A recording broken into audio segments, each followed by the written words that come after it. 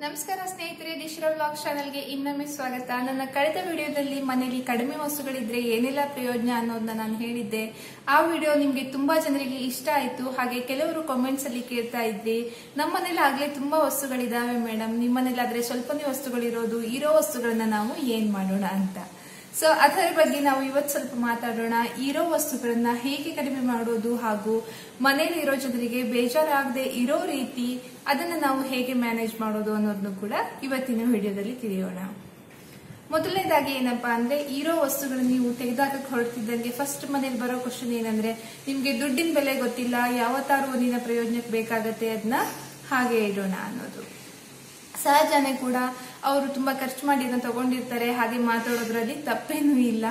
ಆದ್ರೆ ಕಡಿಮೆ ವಸ್ತುಗಳಿರೋ ಪ್ರಯೋಜನ ಕೂಡ ಅವ್ರಿಗೆ ಅವಾಗ ಗೊತ್ತಾಗಿರಲ್ಲ. ಸೊ ಅದಕ್ಕೋಸ್ಕರ ಅವರು ಕೂಡ ಹಾಗೆ ಮಾತಾಡ್ತಿರ್ಬಹುದು. ಅದಕ್ಕೋಸ್ಕರ ನಾವ್ ಏನ್ ಮಾಡೋಣ ಅಂತಂದ್ರೆ, ಅದ್ಯಾವ ವಸ್ತುಗಳನ್ನು ತೆಗೆದು ಹಾಕೋದ್ ಬೇಡ. ಒಂದು ಸ್ವಲ್ಪ ದಿನ ನೀವು ತೀರಾ ಅಗತ್ಯ ಇರೋ ವಸ್ತುಗಳನ್ನ ಮಾತ್ರ ಎದುರಿಗಿಟ್ಟು ಅವನ್ನೆಲ್ಲ ಒಂದು ಪ್ಯಾಕ್ ಮಾಡಿ ಒಂದು ಚೀಲದಲ್ಲೋ ಬಾಕ್ಸಲ್ಲೋ ತುಂಬಿಸಿ ಮೇಲಕ್ಕೆ ಎತ್ತಿಟ್ಬಿಡಿ. ಕೊಡೋಣ ಅಂದ್ರೆ ಒಪ್ಪಲ್ಲ, ಆದ್ರೆ ಮೇಲ್ಗಡೆ ತೆಗೆದಿಡೋಣ ಅಂದ್ರಂತೂ ಅವರು ಖಂಡಿತವಾಗಿ ಹೋಗ್ತಾರೆ. ಅದೇ ರೀತಿ ಅವ್ರಿಗೂ ಕೂಡ ಪ್ರಯೋಜನಗಳು ನಿಧಾನಕ್ಕೆ ಗೊತ್ತಾಗ್ತಾ ಹೋಗುತ್ತೆ. ಆ ಟೈಮಲ್ಲಿ ನೀವು ಅವ್ರನ್ನ ಕೂರಿಸ್ಕೊಂಡು ಹೇಳಬಹುದು, ಯಾಕೆ ಕಡಿಮೆ ವಸ್ತುಗಳಿದ್ರೆ ಏನೆಲ್ಲ ಪ್ರಯೋಜನ ಅನ್ನೋದನ್ನ. ಆ ಮೂಮೆಂಟ್ ಅಲ್ಲಿ ಅವ್ರು ಕೇಳ್ತಾರೆ. ಈಗಲೇ ನೀವು ಹೇಳಕ್ ಹೊರಟ್ರೆ ಖಂಡಿತವಾಗಿಯೂ ಕೇಳಲ್ಲ. ಇನ್ನೊಂದೇನಪ್ಪಾ ಅಂದ್ರೆ, ನೀವು ನಿಮ್ಮ ರೂಮನ್ನ ಮಾತ್ರ ನೀಟಾಗಿ ಕ್ಲೀನ್ ಆಗಿ ನಿಮ್ಗೆ ಏನ್ ಕಡಿಮೆ ವಸ್ತುಗಳಿದೆ ಅದಕ್ಕೆ ಬೇಕಾದ್ನಾಗಿ ಜೋಡಿಸ್ಕೋಬಹುದು. ನಿಮ್ ರೂಮ್ ಯಾವಾಗ್ಲೂ ನೀಟಾಗಿರೋದು ನೋಡಿ ನೋಡಿ ಆಮೇಲೆ ಅವ್ರಿಗೂ ಕೂಡ ಅನ್ಸುತ್ತೆ ಮನೆ ಕೂಡ ಹೀಗೆ ನೀಟಾಗಿದ್ರೆ ಚೆನ್ನಾಗಿರುತ್ತೆ ಅಂತ. ಆಮೇಲೆ ಉಳಿದ ರೂಮ್ಗಳಿಗೂ ಕೂಡ ಹಾಲ್ ಏನಿದೆ ಅಥವಾ ಕಿಚನ್ನಿಗಾಗ್ಲಿ ನೀವು ಅದನ್ನ ಅನುಸರಿಸ್ಕೋಬಹುದು. ಅದೊಂದು ವಿಧಾನ.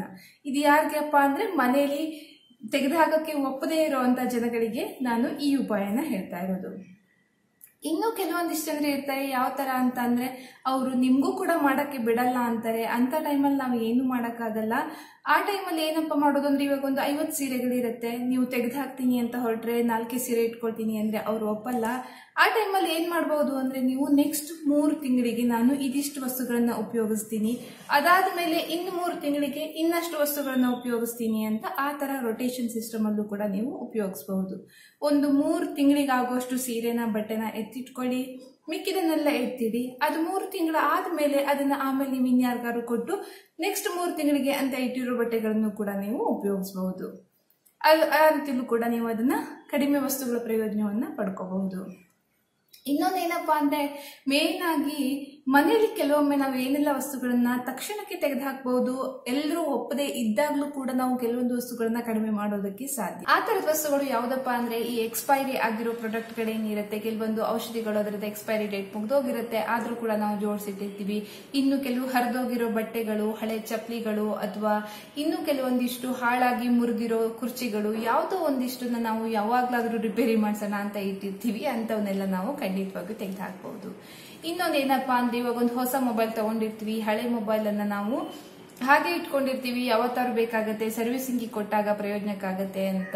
ಆದ್ರೆ ಸರ್ವಿಸಿಂಗ್ ಕೊಟ್ಟಾಗ ಆ ಒಂದು ದಿನ ನಾವು ಮೊಬೈಲ್ ಇದೇನು ಕೂಡ ಕಳಿಬಹುದು, ಅಥವಾ ಇನ್ಯಾರತ್ರ ಕೇಳಿ ಕೂಡ ತಗೋಬಹುದು.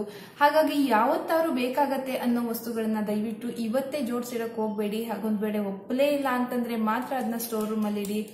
ಇಲ್ಲ ಅಂದ್ರೆ ನಮಗ್ ಬೇಕಾದಾಗ ನಾವು ಅದನ್ನ ತಗೋಬಹುದು. ನಾವು ಜೋಡಿಸಿಟ್ಕೊಂಡ್ರೆ ಆ ವಸ್ತು ಇನ್ನೊಬ್ಬರ ಪ್ರಯೋಜನ ಕೂಡ ಸಿಗಲ್ಲ. ದಯವಿಟ್ಟು ಹಾಗೆ ಮಾಡಬೇಡಿ. ಇನ್ನೊಬ್ಬರಿಗೆ ಆ ವಸ್ತುಗಳ ಪ್ರಯೋಜನವನ್ನ ಪಡ್ಕೊಳ್ಳಕ್ಕೆ ಅವಕಾಶ ಮಾಡ್ಕೊಡಿ. ಹಾಳಾಗಿರೋದನ್ನ ಅವರು ಸರಿ ಮಾಡ್ಕೊಂಡಾರು ಉಪಯೋಗಿಸ್ತಾರೆ. ಸುಮ್ಮನೆ ನಾವು ಮನೆಯಲ್ಲಿ ಕೂಡಿಟ್ಟು ಯಾರಿಗೂ ಪ್ರಯೋಜನಕ್ಕೆ ಬರದೇ ಇರೋ ತರ ಮಾಡೋದ್ರ ಬದಲು ಇನ್ನೊಬ್ಬರಿಗೆ ಕೊಟ್ಟು ಬಿಡೋದೇ ಒಳ್ಳೇದು ಅನ್ನೋದು ನನ್ನ ಅಭಿಪ್ರಾಯ. ಮನೆಯಲ್ಲಿ ಒಪ್ಪದೇ ಇಲ್ಲ ಅಂದಾಗ ನಾವು ಕೆಲವೊಮ್ಮೆ ಏನು ಮಾಡೋಕ್ಕಾಗಲ್ಲ. ಆ ಟೈಮಲ್ಲಿ ನೀವು ಅದನ್ನೆಲ್ಲ ಒಂದು ಸ್ಟೋರ್ ರೂಮಿಗೆ ಶಿಫ್ಟ್ ಮಾಡಿಬಿಡಿ. ಮಿಕ್ಕಿದ ಟೈಮಲ್ಲಿ ಮನೆಯನ್ನ ನೀಟಾಗಿ ಕ್ಲೀನ್ ಆಗಿ ಕಡಿಮೆ ವಸ್ತುಗಳು ಹೇಗಿದ್ರೆ ಹೇಗಿರುತ್ತೋ ಆ ತರನೇ ನಾವು ಜೋಡಿಸ್ಕೋಬಹುದು.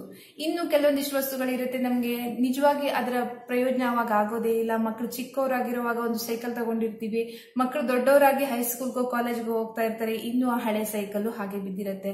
ಅಂತ ವಸ್ತುಗಳನ್ನಂತೂ ನಾವು ಮುಂದೊಂದಿನ ಅಂತ ಉಪಯೋಗಿಸಕ್ಕಂತೂ ಸಾಧ್ಯನೇ ಇಲ್ಲ. ಇನ್ಯಾವತ್ತಾರು ಬೇಕಾಗತ್ತೆ ಅಂತಾನು ಇಡಕ್ಕಾಗಲ್ಲ. ಅಂತ ವಸ್ತುಗಳನ್ನೆಲ್ಲ ಕೂಡ ನಾವು ಖಂಡಿತವಾಗಿಯೂ ಕೊಟ್ಟು ಬಿಡಬಹುದು. ಇನ್ನೊಬ್ರು ಅದರ ಪ್ರಯೋಜನ ಪಡ್ಕೊಳ್ತಾರೆ. ಇನ್ನೊಂದೇನಪ್ಪಾ ಅಂದ್ರೆ, ಕೆಲವೊಮ್ಮೆ ನಾವು ಬಟ್ಟೆಗಳ ವಿಷಯ ಬಂದಾಗ ಸಣ್ಣ ಆದಾಗ ಹಾಕೊಳ್ಳೋಕ್ಕಾಗತ್ತೆ ಈ ಡ್ರೆಸ್ಗಳು ಅಂತ ನಾವು ಎಷ್ಟು ಡ್ರೆಸ್ಗಳನ್ನು ಕೂಡ ಇಟ್ಟಿರ್ತೀವಿ.